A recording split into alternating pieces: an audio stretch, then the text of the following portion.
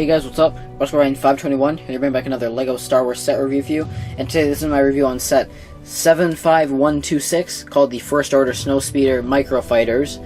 Recommended ages 6 to 12, 91 pieces, and retails for $13. I'm just going to get it right off the bat. I mainly just bought the set for the figure and because I wanted to buy the First Order Snowspeeder, but I didn't want to spend $30 on a vehicle that wasn't even in the movie. That was only in the movie for like 5 seconds. But that being said, I thought it was still a really cool looking vehicle, so I figured, if I'm not going to buy the real set, I might as well just get the Microfighter, just so you can have, even if it's a small one, at least I have one, in LEGO. So, wasting no time, let's move on to the box.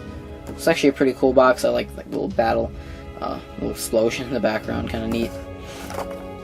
And then there you can see it kind of flying against the First Order, the Resistance X-Wing, which I don't think looks that good. Most of these Microfighters I don't buy because I just think they're a little too silly for me. I've really only bought this one and the Turbo Tank one from like 2014, but they're still, for what they are, they're pretty cool, I will say that. For what they're trying to achieve, they achieve it pretty well. So going on here to our extra pieces, we get some extra kind of nice ones. We get this extra little spigot piece.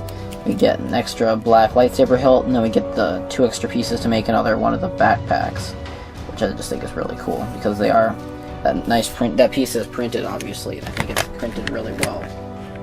So, moving on to our one figure, of course, probably the main draw of the set, our First Order Snowtrooper.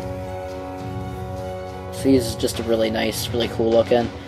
Just look at that printing on the legs. I can see why some people think this is why this is such a sought after figure. Of course, that same face that I'm not a big fan of that they give to pretty much every clone or stormtrooper since 2013.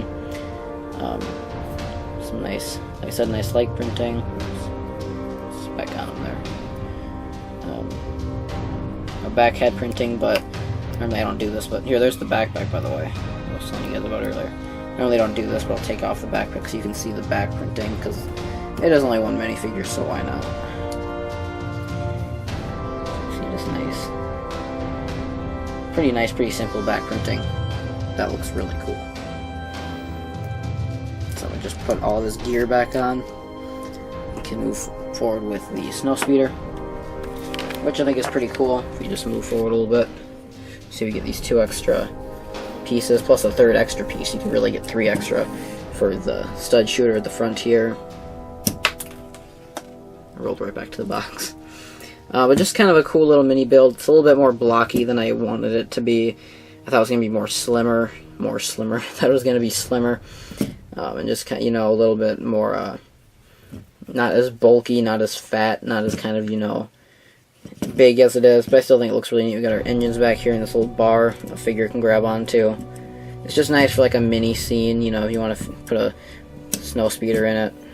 For a mini, even my Starkiller Base Rally mock scene that I did for May the 4th, I put this in the background because the real set would have been way too big. It would have kind of overshadowed the mock, but when you put this mini one in, it really kind of does it justice as just adding a little mini element to it. So move our stud shooter back and forth, little cannon, which I think is really neat looking. Yeah, this is cool. And there's our lightsaber hilt piece. We can even take that off and use it for something else because it doesn't really serve much of a purpose here. They're nice engines these do spin a little bit, so that's kind of fun if you're a little kid. And then nice. I like when they use these clear pieces because it actually kind of looks like it's floating. And then yeah, pretty cool. So we can just put doing this one-handed. So bear with me. Can put our First Order Snowtrooper in there, and he can ride off and fight off against Rey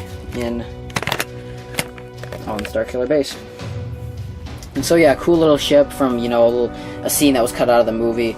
Personally, I've seen all the deleted scenes, and I do understand why they were cut out.